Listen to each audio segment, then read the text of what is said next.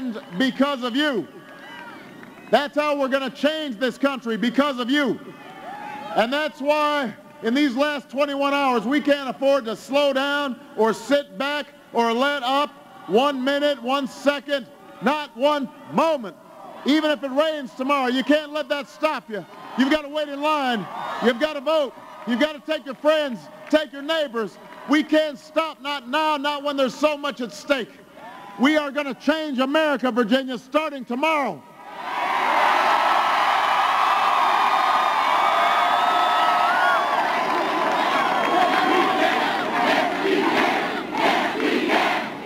Yes, we can.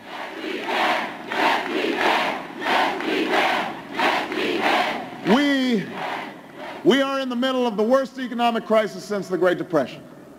760,000 workers have lost their jobs so far this year. Businesses and families can't get credit, home values are falling, foreclosures are rising. Pensions are disappearing. It's harder to make the mortgage or fill up your gas tank or even pay the bills at the end of the month. So at the moment like this, the last thing we can afford is 4 more years of the same old, tired, worn-out economic theories that say as long as we give more and more to billionaires and millionaires and big corporations, prosperity will somehow trickle down on everybody else. The last thing we can afford is 4 more years of deregulation in the healthcare industry and the financial services industry so that consumers don't have basic protections and we put the entire economic system at risk. These are the economic theories that got us into this mess. They have not worked. It is time for a change. And that's why I'm running for President of the United States of America.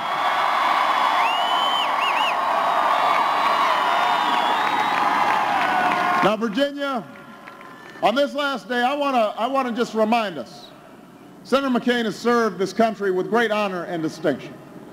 He has been a worthy opponent. I'm grateful for the condolences that he sent me today with the news of my grandmother. I thank you all, by the way, for those same prayers and thoughts that you've sent me. And Senator McCain can point to a few moments over the past 8 years where he's broken from George Bush on things like torture and climate change. He can legitimately claim to have broken with the president. He deserves credit with that. But when it comes to the central issue of this election, when it comes to the economy, the plain truth is that Senator McCain has stood with this president every step of the way. He hasn't been a maverick on the economy. He's been a sidekick.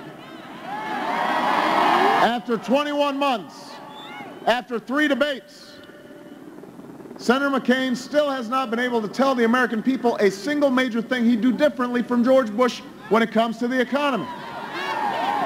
I mean, you watch the ads.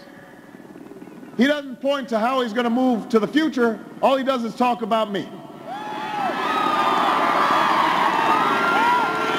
But I think the American people have come to understand that if John McCain wants to give $700,000 tax cuts to the average Fortune 500 CEO, that's not change. It's not change when he wants to give $200 billion to the biggest corporations, or $4 billion to the oil companies despite record profits, or $300 billion to the same Wall Street banks that got us into this mess. It's not change when the tax plan he comes up with doesn't give a penny of relief to more than 100 million middle-class Americans. Look, here's the fact, Virginia. We've tried it John McCain's way, just like we've tried it George Bush's way. And deep down, Senator McCain knows that, which is why his campaign said that if we keep on talking about the economy, we're going to lose. Which is why we keep on talking about the economy.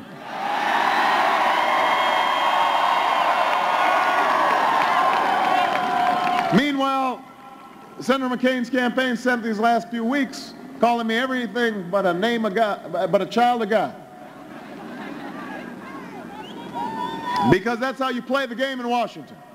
When you can't win on your ideas, you try to tear your opponent down. You try to make a big election about small things. So we may see a little bit more of that over the next 21 hours. You may have to talk to your grandma or your parents or your spouse.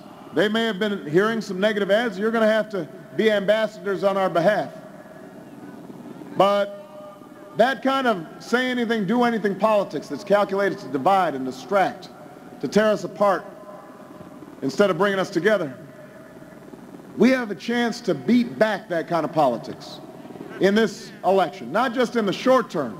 We can put an end to it in the long term. We can show that negative politics is no match for the will and determination, the decency of the American people. That's what we've tried to show in this election, that you can keep your dignity, keep your decency, and still win. That's what this election's partly about.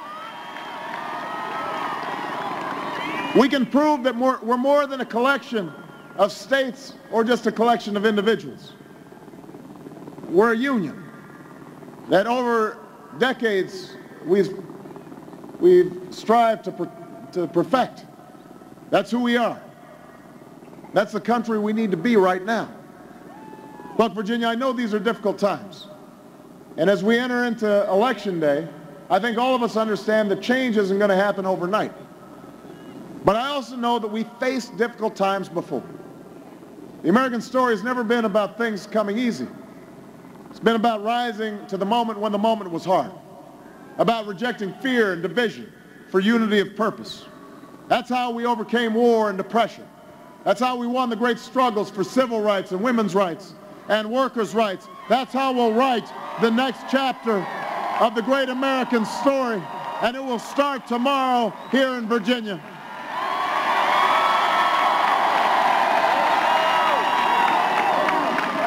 And part of that process is to understand, just as Tim Kaine and Mark Warner understand, that if we want to meet the challenges of this moment, we're going to have to get beyond the old ideological debates, the old divides between left and right. Listen, we don't need bigger government or smaller government. That's an argument dating back to the 60s. What we need is a smarter government, a better government, a government that is fighting for ordinary citizens. An honest government that upholds our values. That's what this election's about. The choice in this election isn't between tax cuts and no tax cuts. John McCain and I both want to offer tax cuts. The question is, who do we give them to? Do we only reward those who are already wealthy, already lucky, already on top? Or do we reward the workers, the nurses, the teachers, the firefighters, those who are working hard every day, who make this country work, who produce the wealth? I want to give a tax break to 95% of Americans who work every day, get taxes taken out of their paycheck every single week. And I want to help pay for this by asking folks who are making more than $250,000 a year to go back to the tax rate they were paying back in the 1990s under Bill Clinton. Now let me see a show of hands. This is a pretty big crowd. This is a representative sampling. How many people make less than $250,000 a year? Raise your hands. So no matter what John McCain may claim, here are the facts. If you make under $250,000 a year, you won't see your taxes increase by a single dime. Not your income tax, not your payroll tax, not your capital gains tax, no tax. And by the way, 98% of small businesses make less than $250,000 a year, and we're going to give them tax breaks.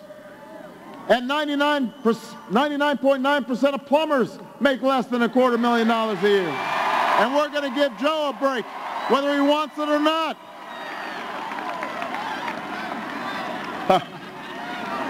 The last thing we should do in this economy is raise taxes on the middle class. When it comes to jobs, the choice in this election is not between putting up a wall around America or standing by and doing nothing. Look, the truth is we're not going to be able to bring back every single job that's vanished because some of it has to do with technology and shifts in manufacturing. We've got a new global environment that's more competitive. But that doesn't mean we stand by and do nothing. We should be promoting trade agreements that have worker protections and environmental protections and reciprocate so that we can sell our goods into China and South Korea like they sell their goods here. We need to put an end to tax breaks for companies that are shipping jobs overseas. Give those tax breaks to companies that invest here.